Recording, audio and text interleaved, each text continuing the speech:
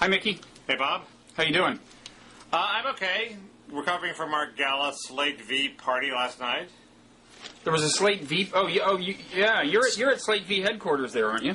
Yeah, Slate V is Slate Magazine's new video magazine channel, and we actually have a sponsor, Infinity. So there was actually money spent on this party last night. Wow. At a chic Hollywood nightclub. It was a lot of fun. There was a car on display. One movie star. And who was that? The actress Kerry Washington, who played Ray Charles's wife in the movie Ray, and is on the first page of Us Weekly magazine this week. Which, as you know, is a staple read of mine. I know. We've determined that. Anyway, it was fun. And you? Me, I'll tell you, I spent the last couple of weeks worrying about your health because, you know, we left viewers on the edge of their seats last time we did one of these because you had a rash that you thought bore the characteristic... Well, as predicted, the doctors poo-pooed me. The rash didn't behave the way a Lyme disease rash behaves. It went away. I feel fine. When you say as predicted, Mickey, are there a couple of words you'd like to add after as predicted? No, as predicted by me. No, by Bob. No, you're the one who thought it was worth going to the doctor for. I said I was going to go to the doctor and they were going to ridicule me, and I was correct. And I told you I'd give you some large amount of money if it turned out you had Lyme disease. So confident was I that this was yet another false alarm. Well, yeah, well, you could still be wrong. I fear not. I mean, I hope not. I mean, whatever. One of them offered to give me a blood test, and then if it came back positive, we would take action. But well, will you email me if it does, Mickey? It's already fading from my mind. Hey, Mickey, could I hope this doesn't get you upset, but could I conjecturally kind of discuss your psychology a little bit? Sure, go ahead. Well, you know, I think, you know, one thing you would agree with, and have agreed with in the past, is that when it comes to the invasion of your body by, you know, microbes, you're at least as psychologically vigilant as the average person, shall we say? Okay. And you've made light of that in the past, and I'm kind of like that to some extent myself. It's not unusual, right? Right. But it's a personality trait you acknowledge. Correct. Now, I would like to speculatively link that trait to a policy position of yours and see what you think. Do you know where I'm heading? You think I'm worried about immigrants as evil microbes? Thank you, Mickey. I knew I could count on you to finish that sentence. Like I say, you can't live in California without admiring and valuing especially Latino immigrants. So that's just not true. I didn't hear the last part of that, but it is true that, you know, among people who are extremely concerned about illegal immigration, as you are, you're, I think, a little unusual in your emphasis. It's, you know, you don't talk about so much about depressing the wages of workers and so on. Your primary concern is an actual de facto kind of invasion. That is to say, they will seize Californian turf. It will cease to belong to America, right? That's not true. Mainly, I talk about lowering wages. Well, if I would say 60, 70% of the time, talk about lowering wages. I just also think there's a worry about hordes of microbes. No, having a situation where 60, 70% of the population is from a neighboring country, still visits the country, and has residual loyalties to the country. Everywhere around the world that's been trouble when it's happened, why should we be exempt? I think people are whistling past the graveyard thinking that that's not an issue they should worry about. That's all. No, that's definitely something you think. I was just wondering if you thought that underlying that thought was a personality trait. Do you disagree with that that's something to worry about? You think this is nothing to worry about? I am much less worried than you are, yes. I have much more faith in the power of assimilation, but are you worried? I've never. No, I don't really spend much time worried. No, about them actually. I mean, you talked about them actually seizing turf. America losing ground, literally. That's the ultimate worry. But there's a lot of worries in between then. But you know, Mexican school children are taught about how we stole this land from them. Mm. You know, I mean, it seems to me that's something to worry about. They might want to take it back. I know. I was just addressing the question of why it seems like that to you and doesn't seem like that to me. And I was thinking underlying it there might be, you know, some sort of psychological difference. I think it's more that you're ill-informed and you're at an undisclosed location far from the border. there is that explanation. That's possible. Whereas I live on the front line. And you volunteered for duty. You volunteered to live near Hollywood. This is where I grew up. Yeah. Okay, in the world of glamour that is kausfiles. What can I say? True. You're just jealous. I am. But speaking of which, were you beset at that party by young admirers last night? I don't think so. Oh. Okay, then I'm less jealous. But, the guest list was I invited all my friends, so some of them showed up. Anyway, my friends did not include movie stars.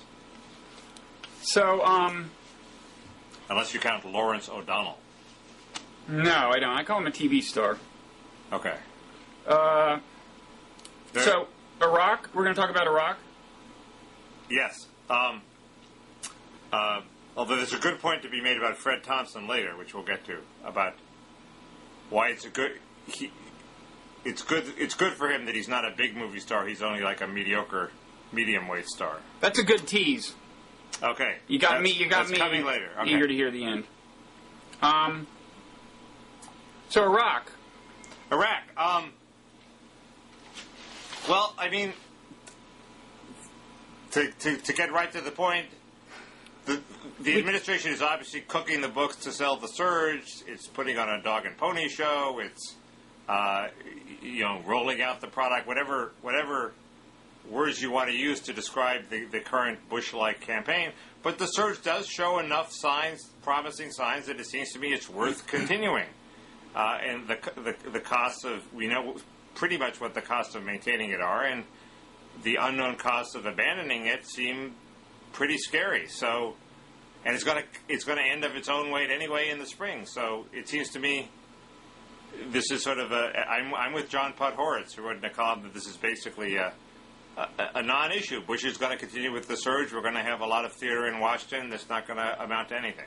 So you're saying there's no way it can be sustained beyond spring just because of the manpower needs and the rotation cycle? I think everybody agrees that we're going to have a drawdown of some sort. Yeah, I mean we're going to have we may still have a substantial troop presence, but it's not going to be as high as it is now.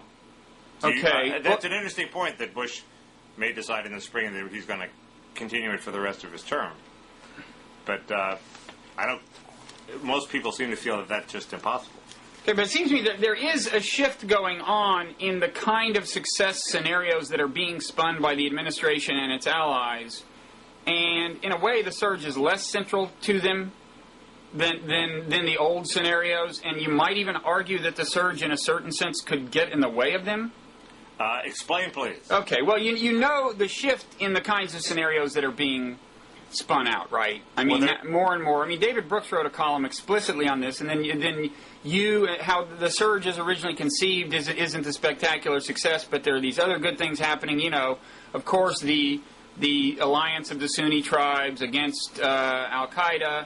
I mean, their alliance with us, that is.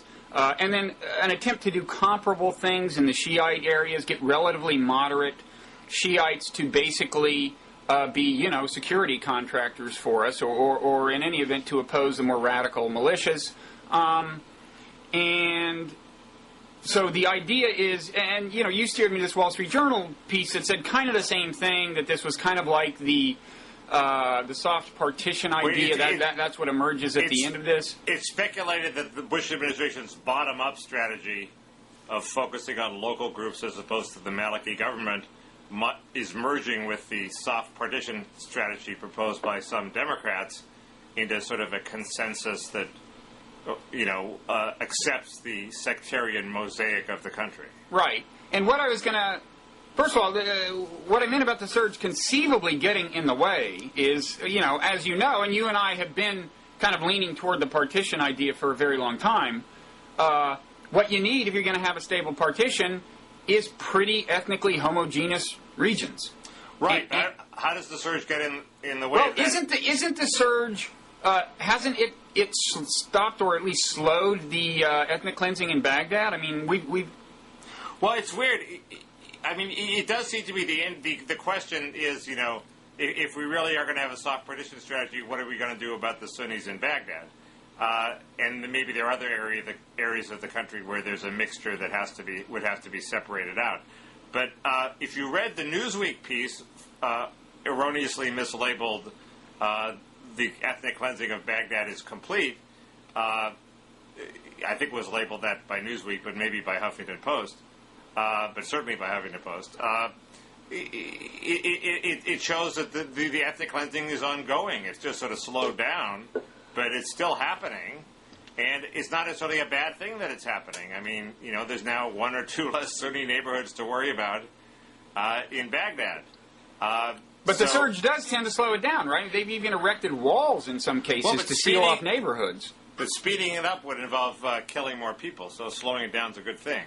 Well, but again, that is the paradox in the policy, is that the more and more plausible of the stable in-game scenarios involves ethnic homogeneity. I mean, I would think that if you're trying to get to partition, the most explosive situations that you could have would be urban areas that are ethnically diverse, right? That's where you could have something like real genocide in really short order. Well, my impression is there are not a lot of urban areas that are ethnically diverse. What there are islands of Sunnis. Well, but I mean, cities that are when cities are ethnically diverse, one homogeneous neighborhood can make war on another one. Well, it seems to me that's the issue. Is in order to have a stable, soft partitioned Iraq, does Baghdad have to be entirely non-Sunni, or can there be a few Sunni islands like, West Berlin, living in the Sea of East Germany? Is that stable and defensible, in a way that it wouldn't attack the larger Shiite community and the Shiites wouldn't attack it? I don't know. I'm highly skeptical of that.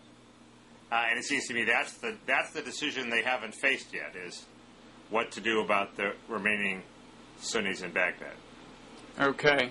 But it's not inconceivable that some sort of deal could be cut down the road. I mean, we're arming the Sunnis, so they have more power against Maliki. Maliki doesn't like it, and that's often held up as a flaw in our policy. Well, we're undermining the Maliki government. Yeah, but it seems like if you believe that partition is inevitable, that might be a good thing to do, because it might promote stability after we leave. No, but here's why I think actually you run into a paradox there too. If you're on the one hand looking for partition, and on the other hand systematically weakening the central government, that doesn't sound like a paradox, but I think in this case it is. And this really came to mind as I read that Wall Street Journal piece. It was clear that as we arm and strengthen these Sunni and Shiite, I mean, they in effect are militias that we're creating and arming. Right. They're just, we hope they're relatively moderate militias. Right. But as we do that, it's coming at the expense of the authority of the national army. I mean, first of all, we're putting resources there that we can't then put in the Army's hands. Moreover, we're strengthening rival centers of power. So, well, but some of those rival centers of power are sort of formally parts of the Army. They're just not parts of the Army that Maliki particularly likes or controls. Well, right, but they're going to be parts of the Army that are no longer amenable to centralized control. And here's the problem I see in the long run. When you think of partition, you think of decentralization. So you think naturally the central government gets weaker. Fine. Right. But if this is going to be a partition that hangs together at all, in this particular case, it seems to me an absolute prerequisite is the centralized distribution of oil revenues among the provinces, right? Well, the Sunnis aren't going to get any unless there's a centralized distribution. Exactly. And if the Sunnis don't have that source of revenue, they're not going to put up with being part of this country, right? Right. So okay. So if you're going to have partition, you have to cut that deal where there is a centralized mechanism of redistribution. You have to get the Sunnis to sign on and trust that this is actually going to happen. They have to believe going into this deal that yes, we can trust them to keep sending the revenues our way. And if you ask, what's going to be the basis of the trust? I don't think it's going to be inter-ethnic amity anytime soon. It's going to have to be a centralized source of power backed by a strong central army, I would think, that you believe can deliver the goods, whether or not you're on good terms with the Shiites. Why couldn't the deal be, look, the Sunnis have a lot of arms now, we've armed them. If the central government doesn't get them the funds, they're going to start, skirmishes against the Shiites. If they get the funds, they won't do the skirmishes. So that's the deal. Well, okay, but that seems to me an intrinsically less stable arrangement, more likely to unravel than one where you actually have a strong centralized government that does buy into the oil redistribution, and maybe that just cannot happen. Sure, but that's a fantasy. That's not going to happen. This is the realistic deal that can be struck. Yes, it's less stable than the other deal, but the other deal isn't in the offing. Well, okay, I really think in the long run, maybe the best plausible hope is to just break it up into three countries. The Sunni area becomes some kind of Saudi client state that and for that, benefits from oil wealth in that way. Because the Kurds don't want any part of this. Baghdad goes 100% Shiite? Yeah, I don't know. I'm just saying in terms of likely, stable outcomes in the near term, this partition thing seems to me pretty intrinsically tenuous. But this is all speculative. Who knows? I mean, there's some deal that has to be cut with Iran, too. I mean, it's also clear from the Newsweek piece that, however much you may want to resist this idea, Iran is a major force in fomenting the most radical of the Shiite militias, who are a bunch of young thugs who al-Sadr doesn't even control, who somebody is paying them to run around and wreak havoc, and that somebody is probably Iran. Take away their pay, and they may be more amenable to standing down, or pay them to do something else. And some sort of deal with Iran has to be cut, and it's hard to see how that deal gets cut without Iran keeping its nuclear weapons. Yeah. How does that strike you? How do you like that deal? Iran. I don't love the idea of Iran having nuclear weapons. I agree that our invasion of Iraq has reduced our the strength of the cards we have to play. Though you're right. But if there was a deal that said you keep your nukes but you butt out of Iraq, does that seem to you a good one to cut? Oh, geez, I don't know. Yeah. Compared to what? I'd rather say we'll get the hell out of Iraq if you'll not develop the nukes. It's a much better deal. Huh? Interesting. So you get a Shiite. We leave tomorrow, but we get really intrusive inspections that immediately make sure no way you get nuclear weapons. You and the Saudis and so on work out this Iraq thing. Good luck. See you later. That, I think, is a much better deal for America than the one you just outlined, where Iran keeps the nukes and we stay in Iraq. But I'm not saying it's possible. It's just... You always go for those intrusive inspections. Assuming that deal isn't on offer, are you for continuing the surge or are you for withdrawing? Oh, I don't know. Matt Iglesias in this Diavlog with John Chait recently was launching a blistering attack on people who profess agnosticism here in terms of what the smart thing to do is. I have been one of those, and I just genuinely don't know. I mean, if I had to choose between us staging a pretty rapid, orderly withdrawal, over 12 months, and us not, I'm guessing that doing the former would be better for America's interest in the long run. But I don't. But what's so terrible about running the surge through the spring? We could do a formal withdrawal after that if you want. The next president can withdraw. It means more Americans will die, but fewer Iraqis will die. So. Yeah. Well. And the numbers on the Iraqi side are. I mean, the subtext of this argument is that is an argument between people who, on the one hand, very much want American troops to be there in the long run, and people who don't. And I think some of the people who want to get out now think that that's the only way they're gonna keep us from developing this very long-term military presence that will only get us into more trouble in the long run. And are you in that camp? It's funny that this is a frame of mind I had not had until the Iraq War. I had not gone around scrutinizing where American troops are in the world and asking, like, are they really more likely to do us good than harm there, or are they likely to just get us into trouble? Reflecting on the Iraq War and on various misadventures that contributed to the problem we have today, ranging from the backing the Iranian coup in '53 or whenever it was, to arming the Afghan mujahideen and helping to create Osama bin Laden. So I just realized that a good percentage of the time we not necessarily intervened militarily, but get involved in the application of force in any way around the world, a reasonable percentage of the time, it just winds up not looking like it was necessarily a great idea.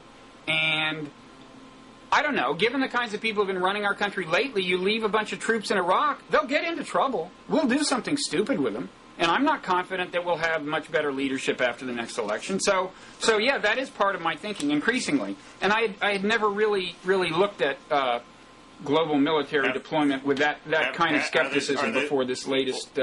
surely there are places where the troops aren't getting us into trouble. Are the troops in Korea getting us into trouble? Did the troops in Germany get us into trouble? Seems to me those were both good deployments.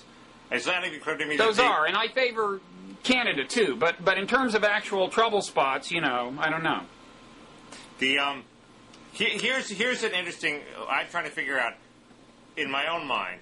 For some reason, I think if Iraq threatens to erupt into Sunni on Shiite violence, if we leave, we should stay because it's somehow our responsibility to prevent that on Darfur-like grounds. But if the South threatens to erupt in Shiite on Shiite violence with the Badr Brigade and the Mahdi army going at it, for some reason I say, well, let them, that's their business.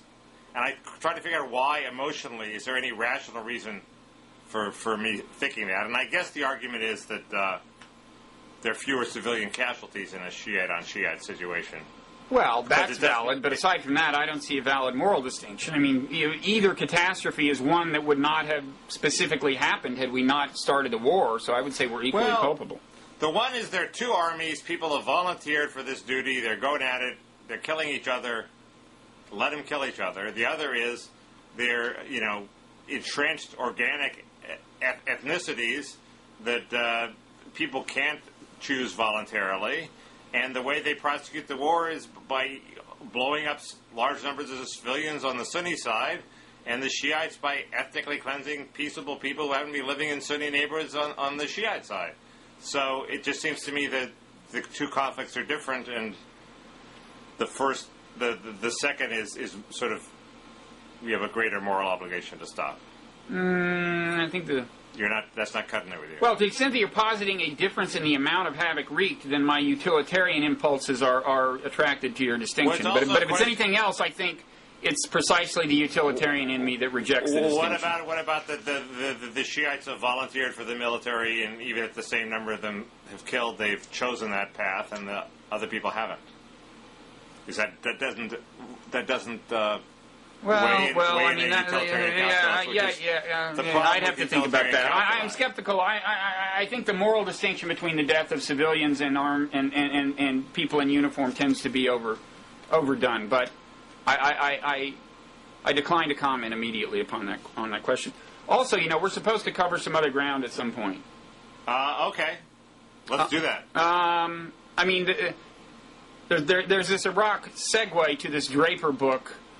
That, this book, Dead Certain, that's gotten a lot of attention this week, which is just that the news that brought that book to my attention was the claim in the book, or Bush's claim in the book, that the policy was to not dissolve the Iraqi army, and that, when Paul Bremer did it, it was a surprise to Bush. It was just a failure to carry out his policy. Didn't quite put it that way. Well, I don't know. Pretty damn close. And it's funny because I had just seen over Labor Day weekend, I went to see this documentary, No End in Sight. You familiar with that? I'm familiar with it. I didn't see it. I met the guy who made it, Mr. Ferguson. I've met him too. Now, he was a supporter of the war. And the whole thesis of the film is the war could have been done right and we screwed it up. Well, it's interesting that you see it that way because the ideological message of the movie, I think, has not been kind of clearly identified. It's been seen as ambiguous because on the one hand it's very anti-critical of the Bush administration, but I agree with you that is the text, subtext if not text. Well, he makes it explicit. He was at a debate here that I did see after the movie. Yeah. They let me sneak in. The movie was sold out. But he was attacked from the left saying the war was stupid, and he very strongly said, no, I'm not saying the war was stupid, I'm saying we screwed it up. No, he clear as day. And I think that's the message of the documentary. And I actually think, after seeing this exchange, Paul Bremer replied today in the New York Times. Did you read his op-ed? Well, yes, and his evidence is wildly unconvincing. I mean, it basically proves the point that Bush was sort of out of the loop. I mean, he tucked in the second to the last paragraph of a long letter. He says, by the way, I'm continuing my robust deconstruction of Iraq's security. Well, no, but I think that's not the key issue. Whether he told how clearly Bush understood what was going on is not the thing I would focus on. If the question is whether this war was really winnable or was just a bad idea, the thing I would focus on is what were the options Bremer had. I mean, as far as the question you're addressing, who in the administration knew, seems absolutely clear. Wolfowitz gave him the green light. Yeah. Seems 98% clear to me. Rumsfeld gave him the, knew and said yeah. Right. And that Bush, if he read his damn memos, would have known. Okay.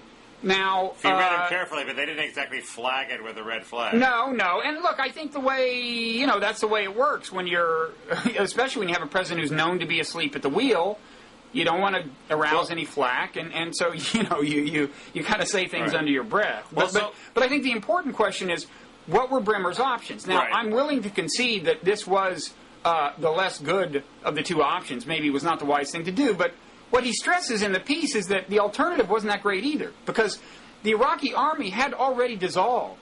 I mean, the impression you get from a lot of these accounts, including that documentary, is that there were these 500,000 guys in uniforms with weapons, and we said, take the weapons home and be unemployed. And that's just not the case. The Army did not exist. It had dissolved. We didn't know enough about the command structure to easily reconstitute it.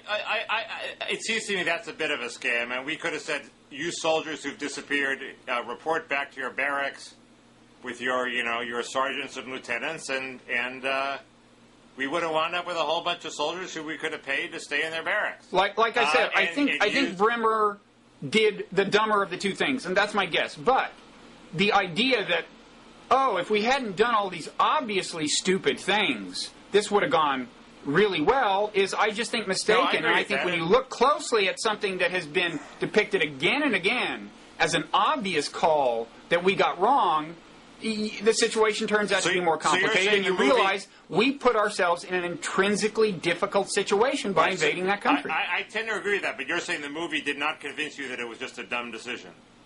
No, the movie did, and then I read Bremer's op-ed. Well, but the whole premise of the movie, is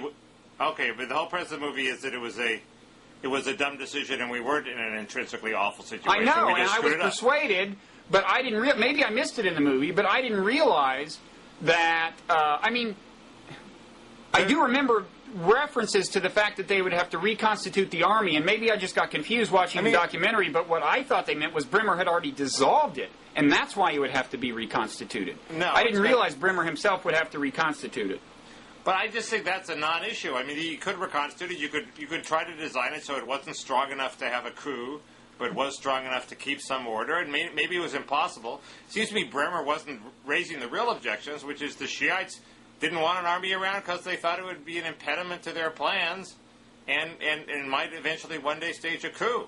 Right, and so that's the other thing, is that it's not it wasn't crazy for him to fear that the Ba'athist legacy, unless it were really carefully cleansed, would come back to haunt us. And one point he makes in the op-ed is that the Iraqi police force does have more continuity with the pre-war, Saddam regime, and it has turned out to be less reliable than the army that we completely reinvented. Do we believe that? I mean, that was the one really interesting point he made. I don't know. I don't know enough to doubt. Why did the Shiites let the police force stay there? I don't understand. This is obviously the advice that Chalabi was whispering in his ear. Also, I mean, to be crude about it. Well, it could be, although the complaint of the neocons is that we iced Chalabi for like day 2 of the occupation. Well, we iced him, but I think we still listened to him. You don't think he clearly wanted the army disbanded, and he knew Cheney's phone number. I think you're right. That's probably how the meme acquired energy within the administration. But I don't think it was just the whole idea was invented out of whole cloth by Bremer. That's for sure. Yeah, it's in general, but that's sort of the policy issue. The issue on sort of what Bush knew. I mean, it seemed clear to me that there's a word to describe Bush's role that Draper failed to use, and it's not dead certain. I'm letting you guess what that role is. Was dead certain an allusion to the book title, by the way? Yes. I mean, no. I mean, I haven't seen this concept. It's sort of a label that would stick to Bush, and that we now know is a pretty accurate description of how he sees his role as president. And it's similar to his role as president of the Texas Rangers, and that role is a role he played in college. Tick, tick, tick, tick, tick. Frat boy? Cheerleader? Cheerleader. He's not a policymaker. He's not a policy wonk. He sees himself as sort of a cheerleader. He gets in a conversation with Maliki, and his role is to sort of buck up Maliki as opposed to like cutting a deal with Maliki. Well, it's funny. I would stress the frat boy legacy in the following sense. There's an excerpt from that Draper book where you really see how much emphasis Bush puts on, the mystical power of interpersonal bonding. It's like once he's made a foreign leader his frat brother, everything will be okay. You saw this, a little with Putin when he came back. I saw into his soul. We've bonded. Everything will be fine. Do we really believe? I just assumed that was something Bush said for the cameras. I don't. Okay, but there's this account in the Draper book where they're having this teleconference, and Maliki's on the other end in Iraq, and he has them both clear their rooms so that across the ocean it's a private conversation. Right. Okay, and then they quote, what Bush recalls saying, and it's this. And it ends with Bush saying, well, I'll put my neck out if you put your neck out. It's just interesting that he thought that ritual, and things like that can matter. It's not nothing, interpersonal bonds, but I do think Bush puts an inordinate amount of emphasis on them. No, I agree. He invests way too much in that, and the results have not been spectacular. I mean, that's sort of the way he governed in Texas, too. The most famous incident being when he kissed the lieutenant governor on the lips and said, if you're going to... so the Lieberman thing was not his first... No, he famously kissed the guy he on the lips. He kisses people left and right. If you're going to F blank blank blank me, you're going to have to kiss me first. So there. Bremer's evidence that Bush signed off on this policy was nobody's convinced by that. No, I don't think that's the key question, though. The key question is, were we just in a very tough situation by virtue of even invading? Yes, there are two questions. We could segue here to the advisors, but I guess we shouldn't. Well, we've done more than half an hour. Did you want to say anything about the book per se, the Draper book? Is it going to make this? It's got a lot of play. It seems to me it's another brick in the wall of our picture of Bush, and it's sort of in a negative way. Yeah, Senator Hollings, who I work for, used to have a phrase. He said, "You got to throw a net over it," meaning you sort of encapsulate what everybody thinks about something. And Bush he has a net thrown over him. We now know what we think of Bush, and we're glad he's leaving. Well, Draper somehow got Bush to cooperate, so this gives his book a dimension a lot of the critiques don't have, which is Bush kind of hanging himself with the things he's saying. It's only 6 one-hour interviews, but yes, I guess that's 6 hours. Much more than zero. More than zero. And other interesting thing is that his subordinates say that the way you sell a policy to him is say, now, this is going to be a tough decision. In other words, agreeing with me, Mr. President, is going to be tough. No, and it gets at his weakness for big ideas as opposed to small ball. The problem I have with it is he hasn't had any new big ideas he didn't have when he came into office. Nobody has successfully sold him a big new idea by saying this is a tough decision, Mr. President. You think he was bent on he personally was bent on invading Iraq when he came in? Absolutely. David Frum reports that his first meeting with Bush in the Oval Office, he said, we're going to overthrow Saddam. Yeah, well, there was the paternal revenge aspect. That's true.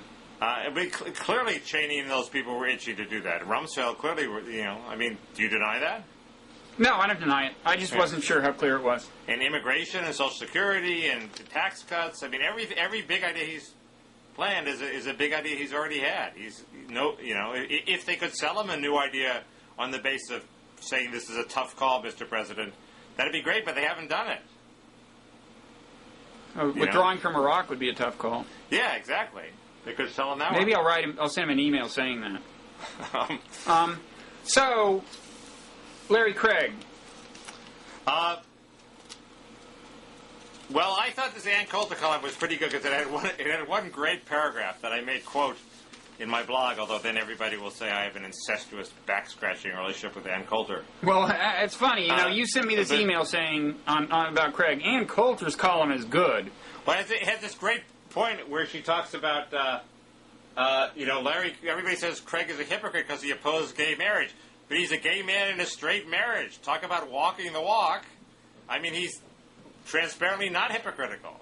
He believes that gays should repress their sexuality and engage in straight marriages, and he has done exactly that.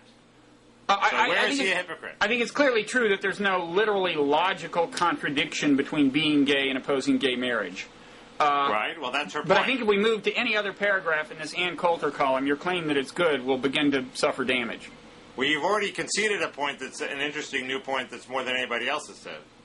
Well, the point didn't strike me as new because it seemed so kind of... In fact, a question on my mind from the beginning, when people talked about his hypocrisy, had been, well, how exactly fervent has he been on the gay-bashing front? What has he actually said? I mean, the legislative votes have not given him the opportunity to express his views in a very fine-grained way. As Coulter notes, all he had, it was either thumbs up or thumbs down on gay marriage. Yeah. But presumably he's said a number of things, right? And do you know what the answer is? No, but do you? No, I don't. You've agreed with Coulter on 2 points. Let's get to the part where you disagree with her. 2 points? Yeah, you agree that he hasn't been... he hasn't cast any homophobic votes. Well, no, I take a word. He's not a hypocrite. Well, no, wait. He did. I didn't cast a vote against gay marriage. Whether you call that homophobic is up to you. I take her at a word that there have not been other gay-related votes that he's been involved in. But you called it a good column, okay? Yes, I did. Okay. Well, let's just look at 2 or 3 little assertions, okay? Here she says, there is nothing liberals love more than gay baiting, which they disguise as an attack on hypocrisy. Now, Mickey, seriously. Let's just look at the first part. There's nothing liberals love more than gay baiting? Oh, I mean, I was at a dinner table with liberals last night, and they were ecstatic about Larry Craig. They said it was just making their day. Clearly. But what attracts them to the case is the hypocrisy. I think it's a combination of this. Oh, you think liberals are prone to gay baiting, Mickey, independent of catching conservatives in hypocrisy? What's an example? I think subconsciously it lets... Well, the example she gives of Chris Matthews calling Larry Craig a deviant. That is not a pro-gay rights statement. That is a Catholic liberal using Larry Craig to give vent to anti-homosexual sentiments. And there's a lot of that... Actually, that leads to another ridiculous sentence in her piece. There's a lot of that comes out in this. Some of these people are genuinely non-homophobic and are delighted that this hypocrite is exposed, but there is come on, Mickey. You really doubt that the average? And I went through the exact dynamic myself when I heard this news. The first thing is a certain kind of Schadenfreude / joy when you hear that somebody who has not been receptive, so far as I can tell, to the idea of gay rights himself turns out to be. I'm sorry, but the fundamental reaction is to take some kind of joy in the hypocrisy. Then, and I don't really see any gay baiting happening anywhere. What I see is that in this case, liberals refrained from doing something that they would do if this were a liberal or anybody else really, which is to say, do we really need police in bathroom stalls waiting for foot contact? Is that really a good use of our resources to try to interfere with 2 consenting adults who want to make contact? You're saying they refrain from this? What? You saying they refrain from this? Yes, I'm saying the first instinct of liberals, if this were not a conservative, would be to do that. And they don't do it because of the joy they take in his hypocrisy. But that's the way it works. Ariana wrote that. Fine, because it's true. My point is, you don't have the slightest evidence that gay baiting, any kind of gay baiting instinct, has anything to do with the way liberals are reacting to this. That's crazy. We're talking about subconscious impulses, Bob, and as a Darwinian evolutionary psychologist, you should be aware of subconscious impulses. I am. In fact, I noted earlier that well, never mind. It was more evident in the Foley thing, where the gravamen of the complaint rested entirely on a prurient disgust with the contents of his IMs. There wasn't much evidence that Foley had ever actually molested any of these people or corrupted them, but people were disgusted by the homosexual content of his IMs, and the left was relying on that, wallowing it, relishing it, and Ariana was guilty of that. And in this case, she took the principled position that, that they had no business being in the bathroom. So she's 1 for 2. But speaking of 2, want to hear the second stupid sentence in the Coulter column? Okay. It has to do. As you said, she notes that Chris Matthews referred to Craig as a sexual deviant, which was an odd term for anybody to use this day. Although, actually, deviance is often used in a value-neutral way. In academia, when sociologists talk about deviance, their point is they're just talking about statistical deviance. They're not blah, blah, blah, passing value judgments. But at the same time... But this is Chris Matthews. It is, and I think it gets back to his kind of culturally conservative origins, and it was a weird thing for him to say. But anyway, she goes on to say, about liberals generally, having noted that this one person said that, about liberals, they call Larry Craig a deviant based on accusations that he attempted to solicit sex in public bathroom, and then ferociously attack efforts to prevent people from having sex in public bathroom. Now, it's really incumbent on her to be able to show us more than one person who has said this. I doubt she can show us one, because I doubt Chris Matthews has ferociously attacked efforts to prevent people from having sex in public bathrooms. Okay? Well, I bet in San Francisco, if the police started to crack down on gay sex in public, there would be a ferocious You bet attack. that would happen. Well, I'll bet that if a journalist starts a sentence with they better have at least 2 examples at their fingertips. It did happen with the bathhouses, which was a case where, thousands of people were going to die if they kept the bathhouses open, and they for a long time there was a campaign to keep the bathhouses open. Mickey, here's my question. She says about liberals generally. They call Larry Craig a, quote, deviant, and then ferociously attack efforts to prevent people from having sex in public bathrooms. Says that about liberals in general. Do you think if you emailed her now, she could come up with a single liberal who has done both of those things? Do you really think so? If you gave her Because you're friends, you could do it. You want to stop taping and email her? If you gave her 2 hours, she could. But I agree she was using an expansive, Coulter-esque definition of expansive and Coulter-esque. In other words, wrong and dishonest. No, she just sees all of us as part of the, we're on the other team, and there's a Here's another thing she says about liberals. You can tar Hillary and San Francisco gay activists with the same brush. Here's another thing she says about liberals. That was an overbroad statement. I agree. Okay, get ready for another one. So meaning liberals. You've agreed with 2 things. This is all in the column that you called to my attention as being a good Ann Coulter column. Sometime I want you to send me a bad one, okay? Now, here's another thing she says. 2 very good points, Bob, that you agreed with.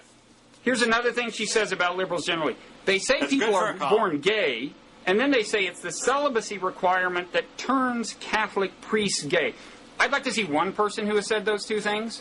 Well, I'm sure there are people who said. Actually, I think people who emphasize the celibacy requirement posit another root of causality. It isn't that it turns the priest gay. It has to do with the kinds of people it screens out. You would think that, yes. The kinds of channels that are available to the people who do join the priesthood. I bet if you email her, this is another sentence she is totally unable to back up with any evidence whatsoever. Maybe she had to cut the evidence for space. Can I just say one more thing about this wonderful column? You have a couple of nitpicks with it, and you conceded its central Mickey, point. I'm just saying, if you send me a column and you say this is good, and I can show you 3 to 4 things that are manifestly false in it, in a 750-word column, you really should raise your standards for evaluating columns. My standards are if it makes 2 provocative points that nobody else is making and goes too far in 2 other instances. I still don't remember the second one. The first one had already occurred to me. To the discourse. The first one had already occurred to me, and it was only striking to you because it came from Ann Coulter and made sense. Now, the final thing. It may have occurred to you, Bob, but I didn't read your mind, and this is the first mention of the point that Larry Craig is not a hypocrite that I saw in print. Well, you should spend more time reading my mind and less time reading her columns. Last thing. She says the Idaho Statesman spent 8 months investigating a rumor that Craig was gay. And they produced nothing. All they had was the original anonymous charge of sodomy in a bathroom at Union Station, blah, blah, blah. I saw the guy who was doing this for the Idaho Statesman, he was either the reporter or the editor in charge, recounting it, and this is just not true. They did have more evidence. They were very close, it was enough evidence so that they seriously considered going with the story. There were other allegations aside from this guy. This is just factually wrong. Just wrong. I am not familiar with the details. And finally, she says, I know I promised that the last thing was finally. Yeah, if really. the charges against Craig are true, and that is certainly in doubt, Mickey, do you think there's any... Have you listened to the audio interrogation of him? I have not, no. Well, if you do, there won't be, I don't think there will be any doubt. The audio interrogation of Craig? Yeah, it's on tape. The initial conversation between him and the cop right after the arrest. No, I'm amazed I haven't seen it. That sounds compelling. I felt ashamed of myself for not being able to avoid clicking, but click I did and listened to like all, 8-10 minutes. Did you see the Slate v. reenactment of the bathroom confrontation? I did. I personally preferred the the actual audio of the interrogation, although the Slate thing drove home to me how close this was to entrapment to begin with. I mean, anyway. No, I didn't. I have a sense of decorum even if you don't. Oh. So you would have avoided clicking if you had seen the... It's rare that I am the more prudish of the two of us. Certainly... Now that I know that it's like a real time... I didn't realize... I thought it was the officer submitting a report after the fact. I didn't realize... No, it's a conversation between them. It's on tape. I'm surprised it hasn't gotten more play. Yeah, we should put that link up on the And it becomes pretty clear that Craig is making up a story in the course of it. Of course, there are rumors that other Republican senators are going to be outed now, too. Well... Let's just say that the singing senators is not a group I would want to be in right now. Do you want to elaborate on that? I do not want to elaborate. Well, who are they? Name their names. You've just named the group. And I'm not talking about John Ashcroft. They're just all these rumors around, and it's irresponsible to me to even go as far as I've gotten. Well, I would. One thing I'd say in my defense is that my initial joy at the Schadenfreude, at the idea of a social conservative being nailed this way, was followed by some actual sympathy for the guy. I do. Well, if he wasn't on the wrong side of comprehensive immigration reform, I would have a lot more sympathy for him. There are liberals who like him because apparently he's good on Cuba. If you're a liberal on Cuba. Yeah, well, that's all too rare. Like many agricultural state senators, he would like us to trade more with Cuba. Ah, well, that explains it. There goes his credit. So wait, we were going to talk about presidential candidates? A little. I have little to say. Thompson, of course, is now official, and I assume he'll suffer some of the Obama effect, which is just that, he's been in this phase of kind of being above the fray and so on, and that some puncturing naturally happens when you have to get down there and actually, be in the debates. Well, except he has been punctured when he's been above the fray. I mean, people are attacking his wife. They're saying the campaign's in disarray, which it's been. They said his speeches suck, which apparently they have. It just seems to me that people, if I were to bet money on who was going to get the Republican nomination, it would be him. He has a couple of huge advantages. He is Reagan-esque in his ability to get, to talk in folksy yet substantive, in a folksy yet substantive way. He has the right position on immigration, unlike Giuliani, McCain, and maybe even Romney, to win the Republican primary. What more does he need? No, he could happen, as far as I can see.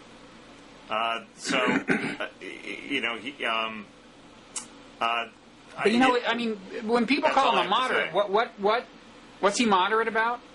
Well, people who know him in Washington, liberal friends of mine who know him in Washington like him because he's not gung ho on the abortion issue, for example. He believes in a federalist solution, and they suspected in his heart of hearts, oh, that's just Fred. He's a nice guy. They hang with him. Well, the federalist solution is to oppose Roe versus Wade, though, right? It's the overturning of that would pave the way for the federalist solution.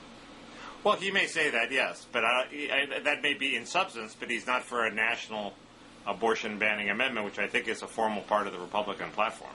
Okay. So, but on foreign policy, he sounds about like the rest of them, which is pretty hawkish. Quite hawkish, but I think people discount that as, he has to say that to win the nomination. Well, do we really know what he is on foreign policy? Do we have any other evidence? No, but the same with with the Democrats, they have to say they're for withdrawal to win the nomination, but we secretly think they're going to keep troops there for many years. Richardson, the classic example, he claims that he's going to have the troops out in a week or 10 minutes or something, and nobody really believes that. He's found his niche. It's worth about 3 percentage points in the polls. His niche is as the most abject, pathetic, transparent panderer in the race.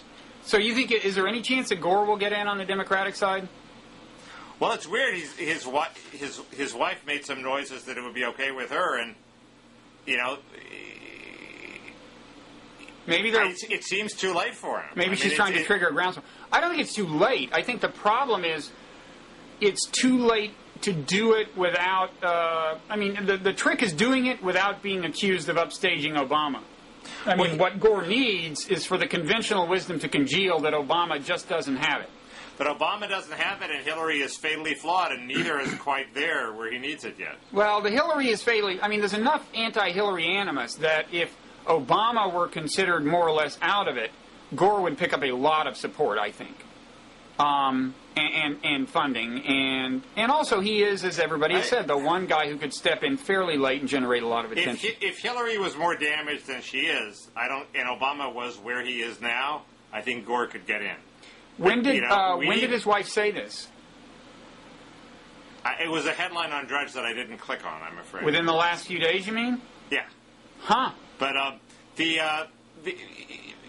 we need more Hillary, Bill, Ron Burkle shenanigans to come out. We need the fabled videotape of Clinton and one of his girlfriends. We need something like that to come out. And, well, that's where your blog comes in, I think, right? I would never print that on my blog, Bob. I would only irresponsibly spew it on Blogging Say it on Heads Blogging TV. Heads. That's what gives people an incentive to go to Blogging Heads as opposed to click on my blog. But I did hear rumors of a videotape, and who the hell knows? Wow. It worked for Paris Hilton. What if it is Paris Hilton? I doubt that. That would really get my attention. But speaking of both your blog and Paris Hilton, can we segue to pop culture now, or do you want to say more about presidential candidates? No, you had some. You were going to somehow try to embarrass me and humiliate me the way I embarrassed and humiliated you. Actually, I was going to do it in a slightly different way, if that's okay. Okay. You have called attention repeatedly to my woeful ignorance when it comes to pop culture.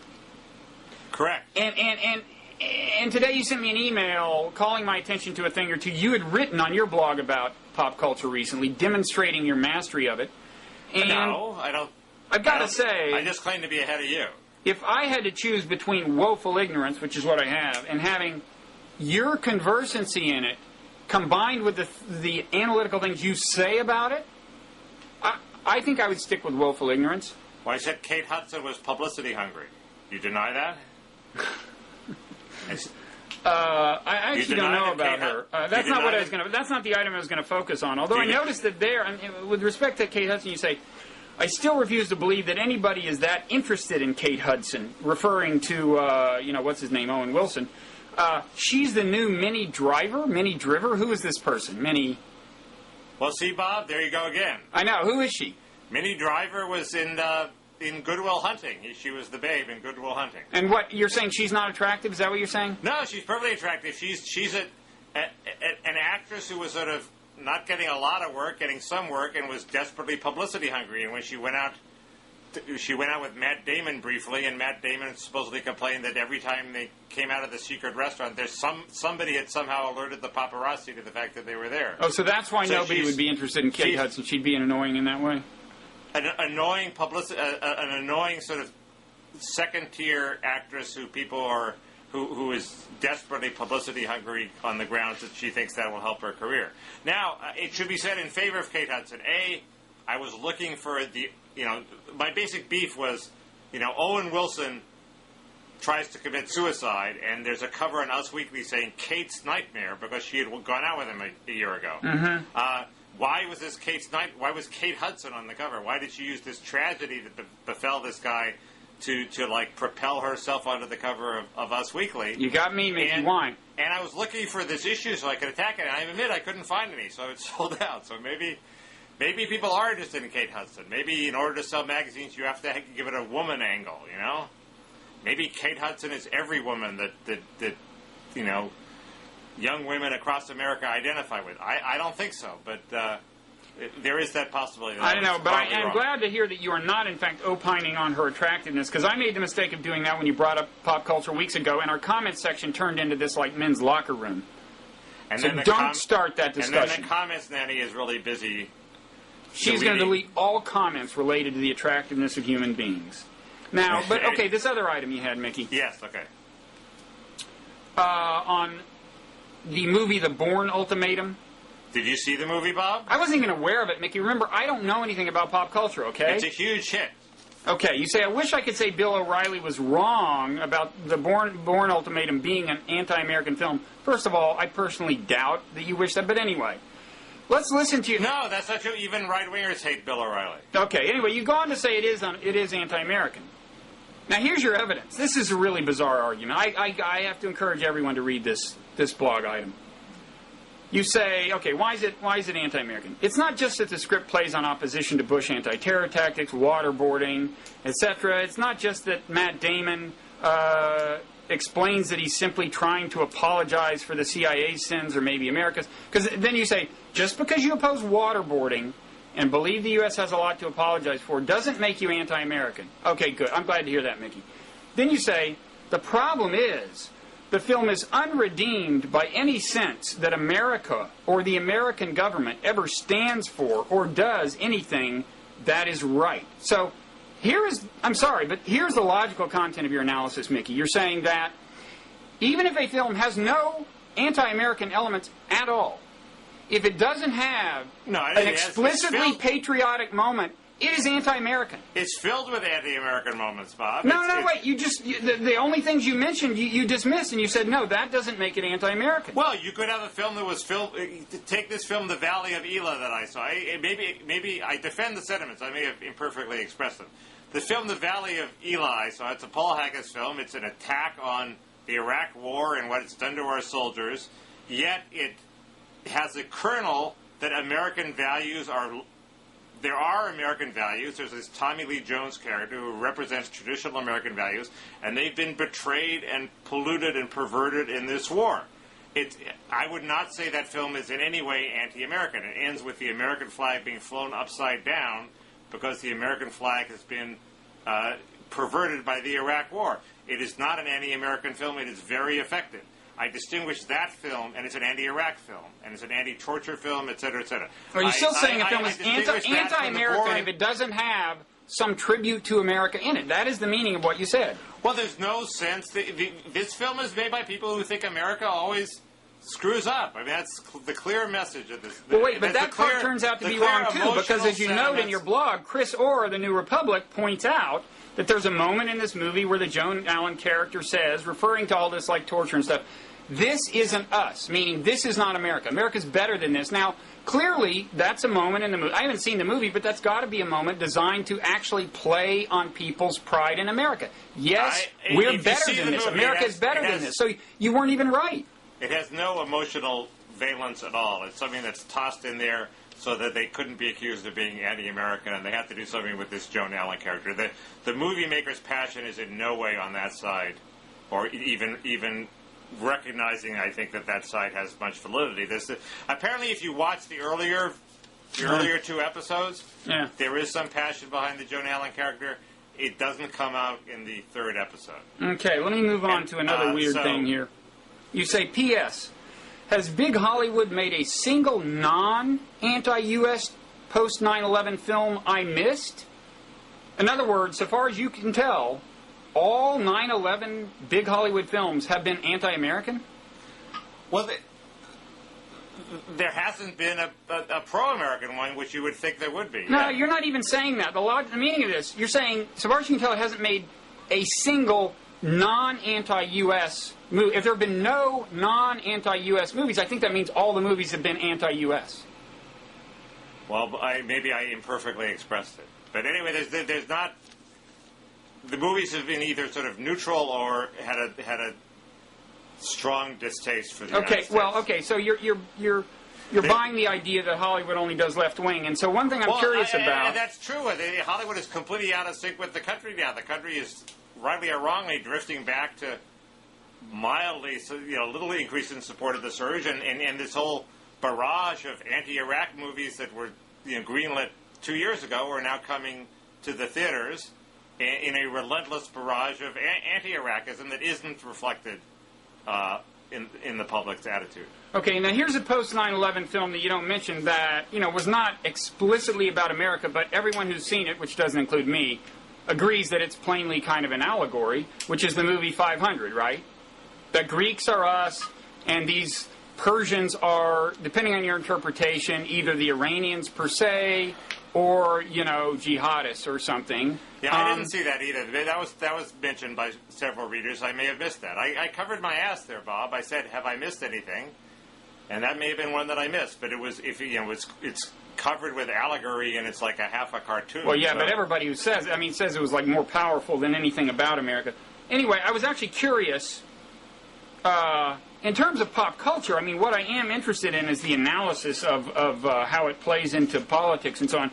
And I'm curious if you actually know how that movie came to be. There's no way the people involved in it didn't know what they were up to ideologically, I gather. Which so movie? who are these mavericks in Hollywood who are funding right-wing films? You mean the 300? Was it 300 or 500? I think it's the 300. The answer is I don't know. But I do know that the guy who made the Bourne ultimatum told the press that he was playing on anti-American sentiments. There's a reference to waterboarding. There's all sorts of topical Iraq references that he's woven into this essentially Cold War drama. Okay. So that much is true, and there do seem to be a bunch of anti-Iraq movies. There's this Valley of Elah thing, and I shouldn't say that was anti-American. I was wrong to say that. And there's the Brian De Palma film about a rape, the dramatization of a rape, and the World Trade Center film and United 93, which are the two big 9/11 films that should have been sort of rousing, anti-Al-Qaeda. They both avoided that like the plague. The United 93, which was made by the same guy that made the Bourne Ultimatum, sort of has a sort of relativistic attitude, and they spend most of the movie looking for President Bush, who's off reading My Pet Goat. It has a strong anti-Bush element. And the World Trade Center is all about, how great it is to be a unionized New York, transit policeman. It has very little to do with the actual crime of 9/11 at all. Okay.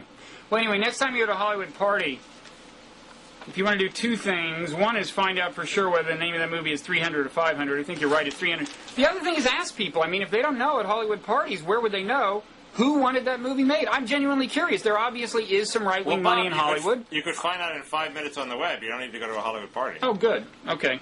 I just haven't done it. Okay, well, viewer comments? Sure.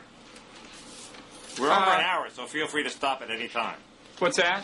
We are over an hour, okay. so I'll make feel it free fast. to stop at any time. Just one, B.J. Keefe wrote, laudingly about this recent Matt Iglesias, John Chait Diavlog, and started out and said, now that was a Diavlog. And it just occurred to me when I read that, wouldn't it be great, if in the future, this is a phrase that's repeated in households all over America every night, Now, honey, that was a Diavlog. You mean like after sex and stuff like that? That's not what I had in mind. Yeah. I was thinking about after watching Blogging This Heads. was great sex, honey, but it was no Diavlog. You're no Diavlogger. Yeah, I've heard criticism that Diavlog is a made-up, pretentious word that we should stop using. Oh, really? But okay. But unlike Dingalink, which is an organic, brilliant word, which should sweep the globe. Diavlog is kind of a natural. Sounds like dialogue. The word vlog already existed. Why not just call it a dialogue? Anyway, okay. I'm with the program. Another thing I'd like to hear repeated. Another phrase from the comments section. Yeah. Lemon Sorbet, who made a reappearance after a disturbingly long absence from the comments section. And you know why it was one reason it was particularly disturbing? Because she's a rare woman commenter. You got it. Commenter. It's like her and Oh Come On, as far as I can tell, and after that, just the void.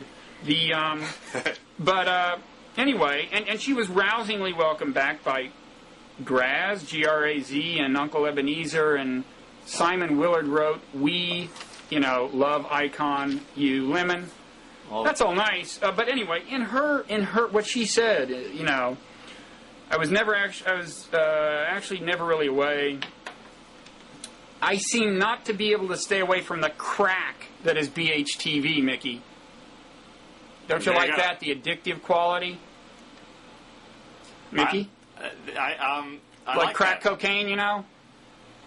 It's weird. I just was talking to a friend of mine who said they were looking back at old Diavlogs, you know, and I thought, you have a lot of time on your hands. Mickey, that's not the message we send to people. I thought our slogan should be, if you're watching Blogging Heads TV, you need a life. Mickey, listen, I think we're going to replace you as a marketing director, if that's okay. Okay, but no, I like the crack aspect. Yeah. I mean, I think if we could become known as the website that sapped the ambition of an entire generation, that would be good. But there's one substantive... there was this discussion. Now, this is a terrible subject heading. Is Bob Wright the worst CEO ever? Investigation revealed that they weren't talking about the Bob Wright who was president of NBC. I'm happy to say that the whole question was premised on the belief that this little ad on the Washington Monthly site was one of our ads. Okay, and there were complaints about the ad or something. It's not one of our ads. It's Washington Monthly does this promo when one of their people is on Blogging Heads, and God bless them. And also, I mean, on the question of am I the worst ever, you know. Why did the ad have mentioned you? What? The ad mentioned you? No. But the I think it was Kidney Stones didn't like various things about the ad and blamed me. Oh, I see. Okay, he held you responsible for the. Yeah. Okay. Final substantive comment that I actually emailed you to see if you could guess my response, Mickey, but you probably didn't read. I read it, but I'm interested in your response. But so why don't you fill in our? Okay, it says it's from Eric. Bob knows game theory, which notes that tit for tat is a good practice. Be nice, be provocative, be forgiving. And in other words, in this game where you choose between you can either cooperate with a person or you can try to exploit them. Tit for tat is you do whatever they did to you the last time. If they were nice in the last encounter, you're nice. If they weren't, you're mean. Right, and you like forget the tat part. Well, that's the claim. Which is true. But Bob applies this to international politics with a clear bias to being nice and forgiving. Any attempt to apply retribution to punish cheaters is seen as counterproductive. Ignoring all the failures and counterproductive with hindsight, attempts to be preemptively nice or forgiving. But remember that tit for tat beat the pants off just playing nice, always, in Prisoner's Dilemma game. Well, it's true. I mean, when it comes time to, like, taking out Osama bin Laden, you always find some excuse why that's not a good idea. It might kill some civilians. We don't have him clinically isolated, blah, blah, blah. No, I'm actually fine with taking him out. Well, if you don't kill a bunch of civilians. No, but here's the key distinction between one of these games and the real world. The real world in the realm of the war on terror. In these games, it's the person whose behavior you're trying to influence is always the same person you're rewarding or punishing, okay? Right. In the real world, it gets more complicated than that. You kill some terrorists, good. You also kill some civilians. That makes the person whose behavior you're trying to influence actually happy, okay? You invade Iraq, you punish somebody when you invade Iraq, but Osama bin Laden is happy, okay? And the problem is administering punishments that are actually considered positive reinforcement by the people whose behavior we're trying to influence. Well, but I thought the tit for tat game was designed to replicate the environment of our evolution, which was not a two-player game. It was, a hunter-gatherer in a village of many people where the same problem would apply. You're not trying to punish one person. You're trying to deal with a whole village of people, some of whom may react badly to your attempts to punish a person. So I think what you're saying is that the tit-for-tat Prisoner's Dilemma game as a validation of evolutionary psychology is just inapposite. You shouldn't use a two-player game to try to replicate the environment of evolution, which was a multiplayer situation, just as our behavior in the world is. No, I think it has a kind of relevance. I mean, I think within the realm of dyadic encounters, certainly, okay, you do have a lot of one-on-one encounters in the real world, and the person you're dealing with is the person whose behavior you're trying to influence. You can be nice to them, you can be mean to them, and I think the whole prisoner's dilemma or game theory broadly is very relevant to the evolution of our impulses for developing friendships and so on. Even though all these things also happen in a multiplayer context, I actually think it has a lot of power within that realm. But in the modern strategic environment, it isn't a question of how often I think punishment is in order. It's how often I think what some people consider punishment is in fact reward if you look at the people whose behavior we're trying to influence. That well, is... it's interesting. Could you devise a multiplayer game where the winning attitude wasn't tit for tat, but was in fact, all nice? Somebody like Bill Clinton, who tries to be nice to everybody, and sort of he's the winning mindset in a multiplayer game, where he probably isn't the winning mindset in a what you called a dyadic two-person encounter. You mean a multiplayer game where the game consists of a lot of dyadic encounters among the players? No, where you take an action versus one person and the entire tribe, a multiplicity of people react to it. Some like it, some don't like it. It probably gets much too complex to replicate, but it gets a lot more complicated. And the standard use of this within evolutionary theory is to talk about intra-population dynamics. Within a hunter-gatherer group. That's by far the most common use. But aren't we talking about intra-population dynamics? We're talking about one. Well, guy you were talking about doing something to a member of another group, a group that defines itself as fundamentally the other, not you. I'm saying interactions between hunter-gatherer bands is, I think, not something where this has been used real fruitfully, as far as I know. I mean, I said tenure. I think you get tenure for playing out this idea, no? Well, you can. The simulations get more and more subtle, and that's happening. And in addition, there's the experimental data of putting real human beings in these game theoretical situations, and like offering them real money and things like that, so that you really do illuminate their incentive structure.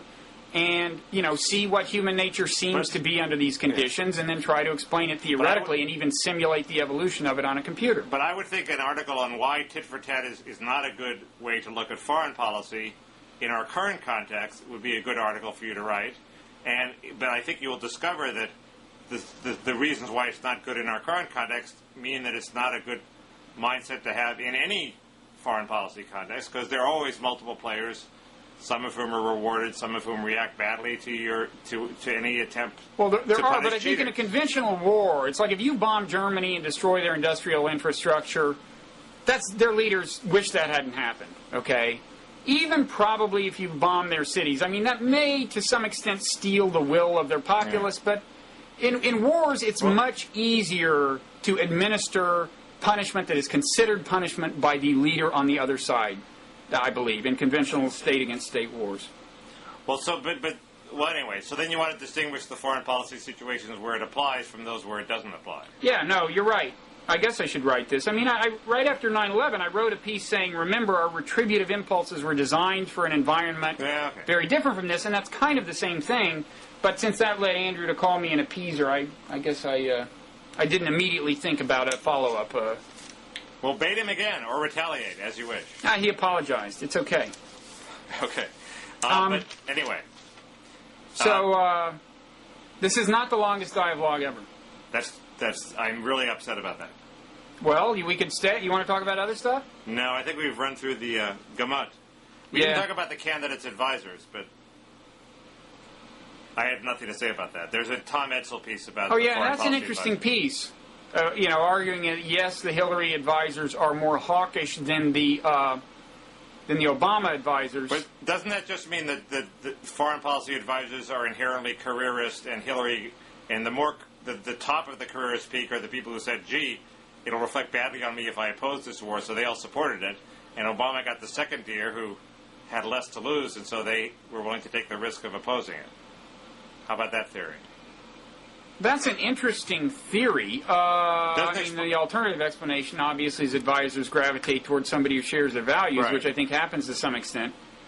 There's an interesting anomaly in the Obama camp. I gather that Ivo Daalder is one of the people, and as Edsel himself notes, on the day of the invasion, Daalder signed a letter, I think the day of the invasion, signed a letter supporting the invasion. Would that be him covering his ass? Well, I don't know. I don't know what he had said before that, but it makes the pattern less clear cut. No, he opposed the war before and after that, and he just signed that on the day. So that's, according to Edsel, he was anti-war, except he signed this, once we were invading, he signed this petition of support, so nobody could accuse him of not signing it, I guess, or something. Wasn't clear to me. And he now regrets it. But the only reason I was kind of semi-happy to hear that he had that moment of support for the invasion is I have this theory that there is this idea we've talked about, this kind of essentially neocon idea, League of Democracies, conservative democracies. My theory is that all liberals who support it supported the Iraq War. And if he signed that letter on that day, he supports it, I think, and if he signed that letter on that day, that's consistent with my generalization. What's your generalization? All liberals who support the conservative democracies supported the... I mean, I don't know of any who violate this rule. Supported the Iraq War. What's the conservative democracy? Oh, we've argued about it. It's this idea that I think is... An alternative UN that only has the democracies in it. Yeah, that I think is crazy on a number of grounds. But okay. But enough about me. Anyway, it's an interesting Edsel article. It is. It didn't seem to me it told you anything, all that much about what they would do if they were in power. The interesting case is Lawrence Korb, who for some reason strongly opposed the war, at some risk to his career, presumably.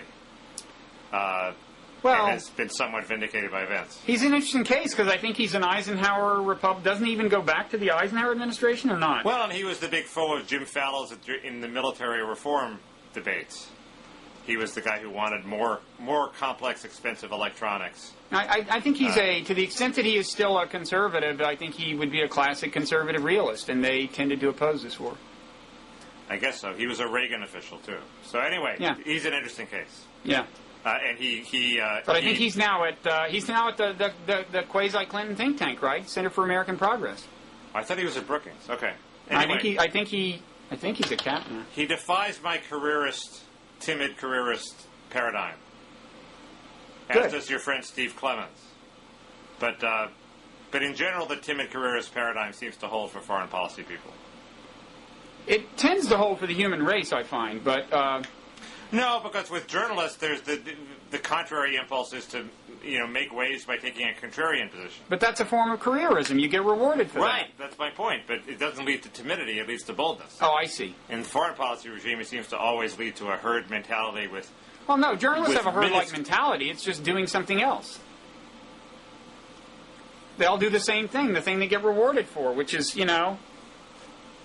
making waves. Well, now you're except going right before the Iraq War, when they suddenly don't. Now you're going meta on me. Yeah, I know. The diversity of opinion in the Iraq War among journalists seems to have been a lot greater than in the foreign policy establishment.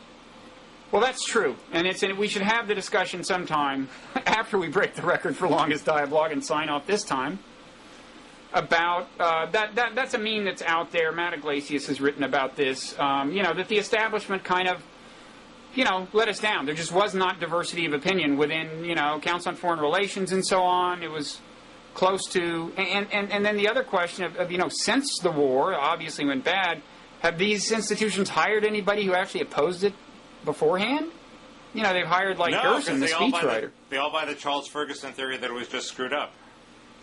It was a good idea that it was screwed up. Seems like, there should be a little positive reinforcement for people who got this call right in terms of the establishment kind of welcoming them in, right? You would think. You would think. But that's not the way the foreign policy establishment works. We agree on that. Chester Bowles was right on Vietnam, and he was ostracized for it. Mickey, how many people do you think are still watching at this point? And know about Chester Bowles? I don't know. No. I know the intersection of those two sets is the null set. A few million, maybe? But, I mean, should we do something so outrageous that if there's a single person watching, it will come to the attention of the world, and that would be a way of testing? You can do that if you want. Why don't you do that? No, you can do it. Remember when you showed us your scar? Yeah, that was... the scar's cleared up. Do that again. No. Nice try. You need somebody else to be your jackass. That's a good way to go, Bob. Okay.